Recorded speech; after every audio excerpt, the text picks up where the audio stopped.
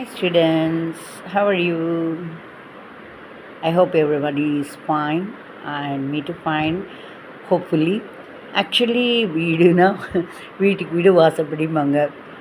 ஆனால் சில பேர் சொல்லுவாங்க வீட்டுக்கு வீடு வாசப்படி. ஆனால் நாங்கள் எங்களுதெல்லாம் அப்பார்ட்மெண்ட்டில் அதே காலத்தை அது தாண்டி தானே போயாகணும் வீட்டுக்குள்ளே. ஓகே, வீட்டிலனாலும் சண்டை சச்சரவு எல்லாமே நிகழ்வது இயற்கை தான்.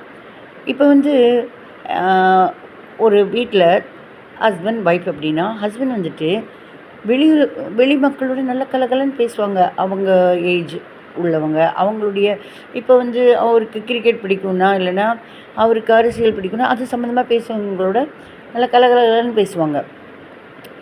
நம்ம வந்து ஆக்சுவலாக ஒய்ஃபாக இருக்கிறப்ப சமையல் பற்றி பேசுவாங்க, வீட்டு குழந்தைகளை பற்றி டிஸ்கஸ் பண்ணுவாங்க. நம்மக்கிட்ட அரசியல் பற்றியெல்லாம் பேசினா கொஞ்சம் அவங்களுக்கும் கொஞ்சம் டிக்னிட்டியெல்லாம் பார்ப்பாங்களா இருக்கும். இல்லை நம்ம தலைமையில் உட்காந்துருவோன்னு வேறு பயம் வந்துடும். அப்படிலாம் இருக்கிறப்ப நம்ம ஆனால் சம்டைம்ஸு ஆஸ் அ டீச்சராக இப்போ நானும் டீச்சர் தான். நான் ஸ்கூல் டீச்சராக இருந்து காலேஜ் ப்ரொஃபஸர் ஆகிட்டு எல்கேஜிலேருந்து லெக்சராக இருந்து யூகேஜி யூனிவர்சிட்டி லெவலுக்கு போயிட்டு ப்ரீகேஜி லெவலுக்கு எடுத்து பிரின்ஸிபலாகவும் இருந்துட்டு இறங்கியிருக்கேன்.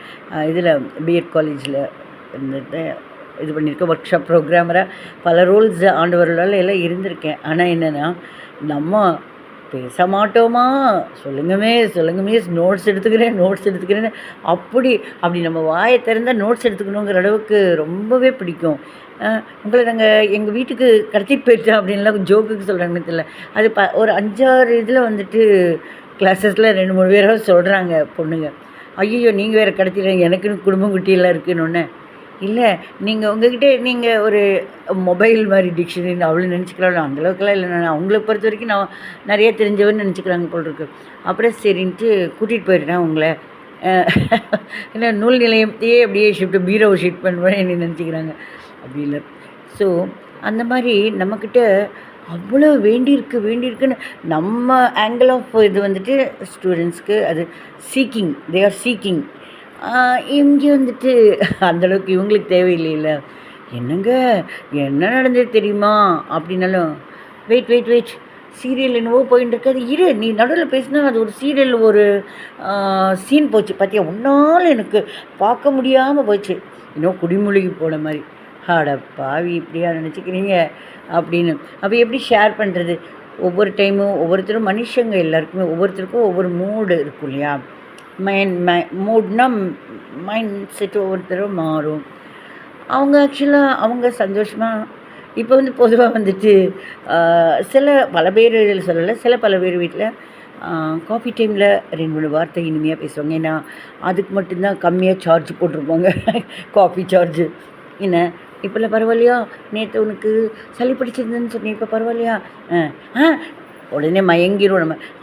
சரியாச்சுங்க, இந்த காஃபி போட்டுட்டு வந்துடுங்க, எடுத்துன்னு 2 நிமிஷம் பேசுவோம். அதுக்கப்புறம் பேப்பர் படிக்க ஆரம்பிச்சிடுவாங்க. இல்லை பொதுவாக சொல்கிறாங்க அவங்க பிஸியாகிடுவாங்க அவங்க இதில். அடுத்தது அவங்க ஃப்ரெண்ட்ஸ் எல்லோருடையும் பேசுகிறப்ப என்னங்க வெயிட் எனக்கு கொஞ்சம் வேலை இருக்குது. ஐயோ என்ன இப்படி நம்ம சார்ஜ் போயிடுச்சு, அடுத்த சார்ஜ் எப்போ? லஞ்சுக்கு ஒரு 1/2 மணி நேரத்துக்கு முன்னாடி சார்ஜ்.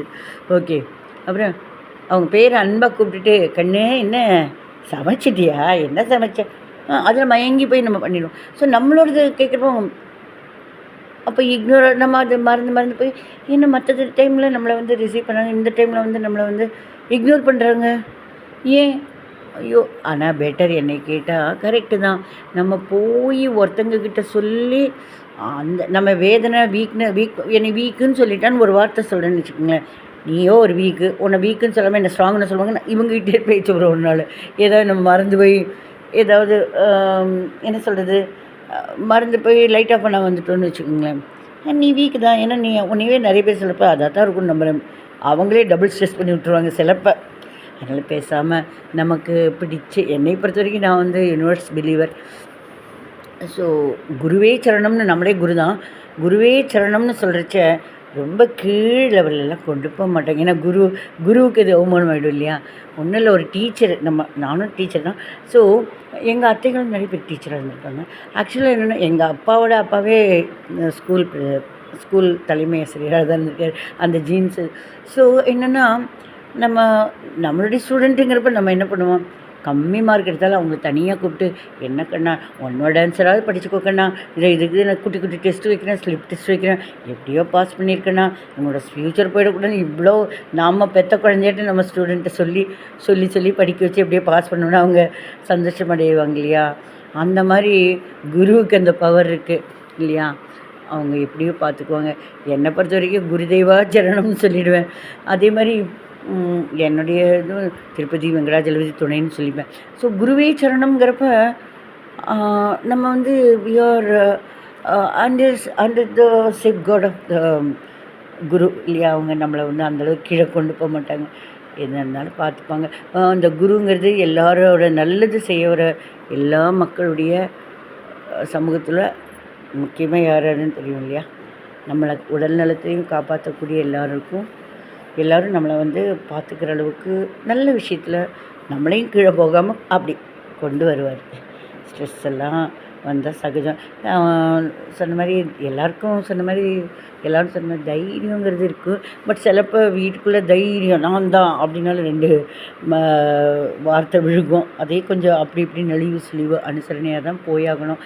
ஆனால் மனசளவில் கூட நம்ம வந்துட்டு நம்ம வந்து ஃபுல்லாக நம்பி ஹோல் ஹார்ட்டட்லி என்னங்க அப்படின்னு போகிறப்ப, அப்போ எதிர்பார்ப்பு இருப்ப ஏமாற்றம்ங்கிறது இருக்கு இல்லையா? எக்ஸ்பெக்டேஷனுங்கிறப்ப அந்த இடத்துல டிசப்பாயின்மெண்ட் கொஞ்சம் ஸ்ட்ரெஸ்ஸு ஜாஸ்தியாகும் தான். அதுக்கு நம்ம வந்து என்னை பொறுத்த வரைக்கும் நம்ம ஒரு சுவாமி நினச்சின்னு அவள்கிட்ட சொல்கிறச்ச அங்கே அது நம்மளை கொட்டி தீர்த்துடுறோம், அப்புறம் சரியாயிடும். என்னை பொறுத்த வரைக்கும் நம்ம சொல்லிடுறோம், எனக்கு நிம்மதி கொடுங்க, எனக்கு ஆரோக்கியத்தை கொடுங்க, இல்லைன்னா எனக்கு நீங்கள் கொடுத்தே வரணும் மனசில் நினச்சோம்னா அது யூனிவர்ஸ் லெவலில் போய் டச் ஆகிட்டு ரிஃப்ளெக்ட் ஆகிட்டு வரும். நமக்கு கண்டிப்பாக நல்லது நடக்கும். அதுக்கு ஒரு விஷயம் சொல்கிறேன்.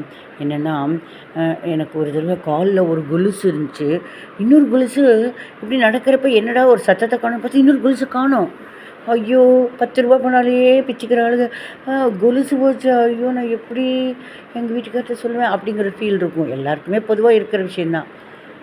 யூனிவர்ஸ், ஐ நீட் பீஸ், எனக்கு நீங்கள் பீஸ் ஆஃப் மைண்ட் கொடுத்தே ஆகணும் அப்படின்னு சொல்லணும்னு போயிட்டேன்.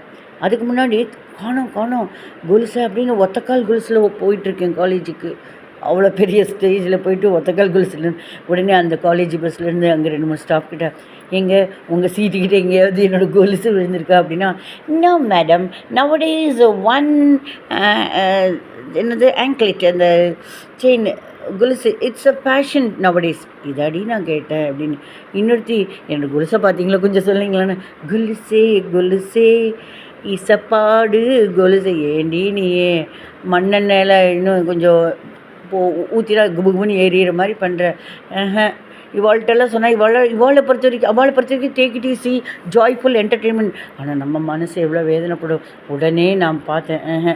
என்னை பொறுத்த வரைக்கும் நான் யூனிவர்ஸ் பிலீவர். நான் என்ன சொல்கிறேன், so universe you should give me peace of mind, I only want that அப்படின்னு. வியாழக்கிழமை வெள்ளிக்கிழமை காணும் ஒத்தக்காலில் அப்படியே மேக்ஸி போட்டுனா கூட காலம் மறைச்சிட்டு இருந்தேன். எங்கள் ஆத்துக்கார் கொஞ்சம் பிஸியாக டிவி பார்க்குறாள், நான் தப்பிச்சுட்டு இருந்தேன். அப்புறம் தூங்கி எழுந்திரிச்சு, யூனிவர்ஸ் எனக்கு தெரியாது, நீங்கள் நிம்மதி தாந்தே ஆகணும்னு நான் டிமாண்ட் பண்ணிட்டேன். ஒரு அம்மா பாட்டை பேசுகிற மாதிரி டிமாண்ட் பண்ணிட்டேன். உடனே நான் பெட்லேருந்து எழுந்திரிச்சு ஒரு 5:30 மணிக்கு என்னடா கால் உறுத்துறமாக இருக்குன்னு என் போர்வை அந்த பக்கம் பார்த்தா என்னோடய கொலுசு என்னோடய பெட்டு மேலேயே இருக்குது. ஸோ நமக்கு இம்மிடியேட்டாக நமக்கு ரிஃப்ளெக்ஷன் கிடைக்குது. ஒன்றும் இல்லை, நம்ம திறமையாக இருக்கோம்னா நமக்கு கொஞ்ச நாளுக்கு முன்னாடி தான் ஒருத்தங்க பெரிய லெவல் நம்மளை சூப்பர்வைஸ் பண்ணுறதுக்கு, இன்விஜிலேட் பண்ணுறதுக்கு அந்த மாதிரி வருவாங்க. ஒருத்தங்க வந்துட்டு என்னுடைய கிளாஸஸை பார்த்துட்டாங்க, நீங்கள் ஏன் 4 வால்ஸ்குள்ளே இருக்கீங்க, கம் அவுட் அப்படின்னாங்க. என்னடா 4 செவத்துக்குள்ளே இருக்கும் அப்படின்னு பார்த்தா அடுத்த யூனிவர்ஸ் லெவலில் கம் அவுட்னா, அப்போ யூனிவர்ஸ் இந்த form of somebody will help us. Don't worry, definitely all are for you all. Don't worry, madam. Bye.